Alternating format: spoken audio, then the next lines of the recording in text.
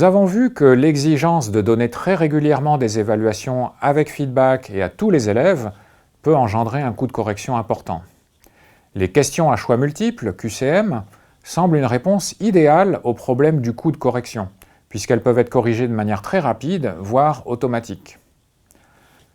Alors beaucoup de gens considèrent que les QCM sont une solution facile pour les enseignants, mais qui serait un mode d'évaluation complètement idiot, qui ne peut sonder que l'apprentissage par cœur, sans impliquer ni réflexion, ni compréhension. En fait, rien n'est plus faux. Évidemment, les QCM ne sont pas une panacée, mais s'ils sont bien conçus, ils peuvent être utilisés non seulement pour évaluer et réactiver les connaissances mémorisées, mais aussi pour évaluer des notions et des raisonnements complexes. Ils sont par exemple utilisés de cette manière dans les études de médecine, y compris pour évaluer des démarches cliniques très sophistiquées. Malheureusement, concevoir de bons QCM n'est pas simple, et cela demande du temps et une certaine expertise. Un document vous est proposé en annexe pour vous initier à la conception de QCM. Bien entendu, il est aussi possible de récupérer de nombreux QCM conçus par d'autres enseignants. Dans ce cas, il peut quand même être utile de les examiner pour vérifier leur qualité, vérifier qu'ils sondent correctement les notions voulues et les modifier le cas échéant. En tout cas, pour l'usage qui nous intéresse ici, qui consiste à sonder rapidement des connaissances antérieures de manière à nécessiter la récupération en mémoire, les QCM sont une bonne solution. Si on veut faire plus que sonder des connaissances, on peut proposer des exercices complets, qui sont présentés comme d'habitude avec un énoncé et effectués dans un temps limité.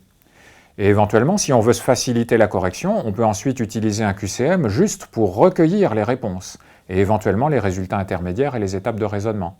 Ainsi, le travail des élèves n'est pas influencé par la présentation des options de réponse dans le QCM, on les donne seulement à la fin de l'exercice. On peut également poser des questions qui nécessitent des réponses écrites ouvertes, mais courtes, c'est-à-dire réduites à un nombre, un mot ou quelques mots. On appelle ça des réponses ouvertes courtes ou ROC. Les textes à trous sont aussi une variante possible. Dans tous les cas, c'est le coût de correction réduit qui en fait tout l'intérêt pour une utilisation fréquente.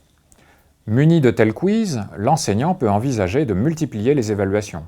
En début de cours, afin de vérifier ce qui est connu par les élèves, afin de leur rafraîchir la mémoire sur les prérequis du cours, et aussi afin de révéler les préconceptions des élèves.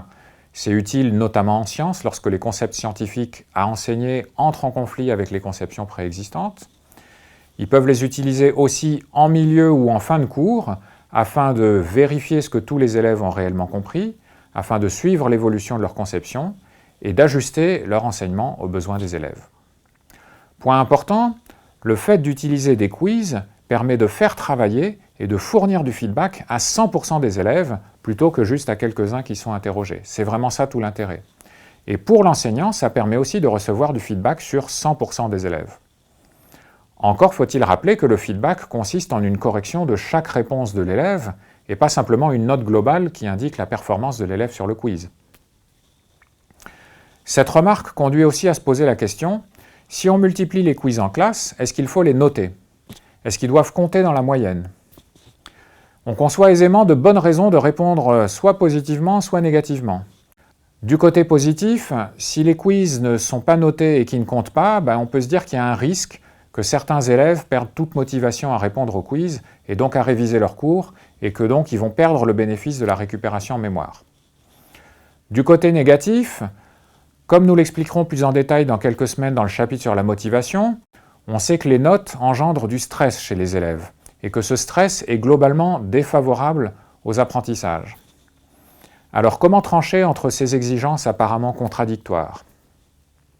Eh bien, les recherches qui ont examiné les effets des quiz sur les apprentissages suggèrent le compromis suivant.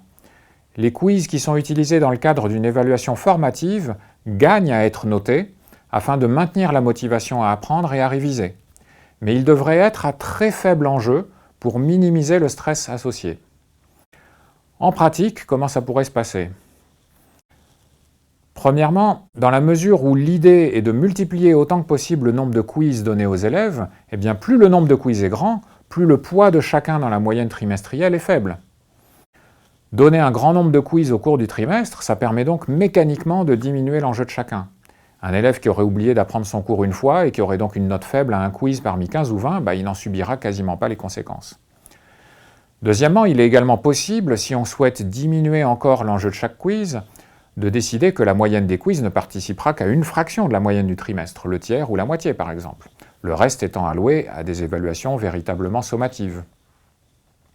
Par ailleurs, rien n'empêche l'enseignant de noter les quiz généreusement pour améliorer encore la participation et l'engagement.